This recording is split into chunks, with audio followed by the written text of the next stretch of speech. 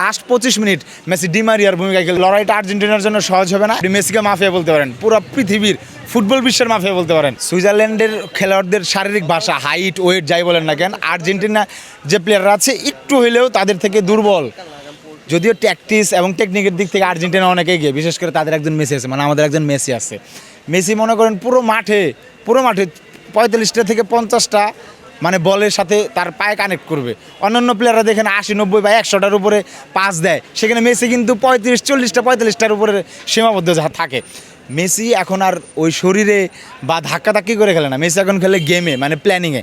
তার কাছে আসবে, সে ট্যাকেলও করবে না, ধাক্কাও দেবে না, আসবে ঠিকঠাক মতো জায়গার মতো একটা পাস দেবে। যেরকম আগের ম্যাচে দেখেছি, বক্সেরও প্রায় 10-12 গজ পিছন থেকে একটা ক্রস করলো, রোমেরোর মাথায় গিয়ে বল হেড করলো, বল জালে। আবার আরেকটা ডি মারিয়ার অভাবটা কিন্তু এবার মেসি লাস্ট ম্যাচে পূরণ করাইছে কিছুটা হইলেও, যে একজন দুইজনকে কাটায় যে ডি বক্সে ঢুকবে, এরকম ডি মারিয়া যত 22 বিশ্বকাপে যেটা ফ্রান্সের সাথে ফাইনাল খেলা করেছিল, এটা আমরা এভাবে অভাব বোধ করতেছি। কিন্তু লাস্ট ম্যাচে লাস্ট 25 মিনিট মেসি ডি মারিয়ার ভূমিকায় খেলেছেন। আপনি দেখবেন রাইট উইং দিয়ে 2-3 জনকে কাটিয়ে একদম বক্সের মধ্যে ঢুকছে 2-3-4 বার।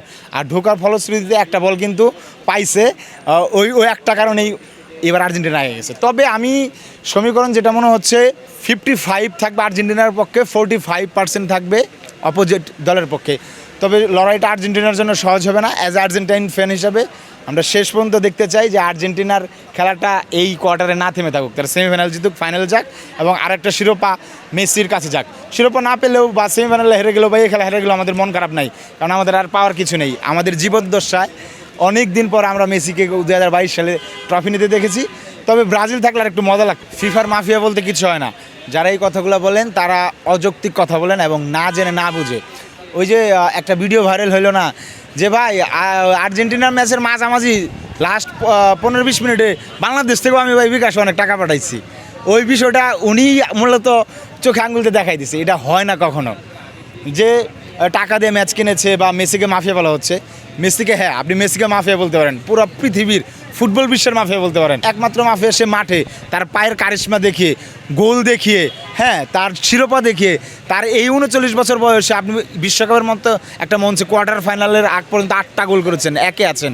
সেই দিক থেকে আপনি মাফিয়া বলতে পারেন, টপ প্লেয়ার হিসেবে মাফিয়া বলতে পারেন। কিন্তু মাফিয়া, অরিজিনাল মাফিয়াদের যে ক্যারেক্টার, মারামারি, কাটাকাটি, খুন, রাহাজানি, টাকা পয়সা লেনদেন, এই দিক থেকে আমি একমত না ভাই। মেসি একটাই এই পৃথিবীতে, একজনই বেস্ট প্লেয়ার মেসি। এটা হয়তো বা ওই যে কিছুদিন আগেও ব্রাজিলের একজন মহাতারকা রোনালদো ওনারাও স্বীকার করেছেন, প্রথম না দ্বিতীয় ম্যাচের পরেই ওনারা প্রতিবেদন দিলেন যে হে বিশ্ব, তোমাদের সময় এসে গেছে যে আর্জেন্টিনার মেসিকে তোমরা এখন ঢাকঢোল পিটিয়ে 1 নম্বর স্বীকার করো।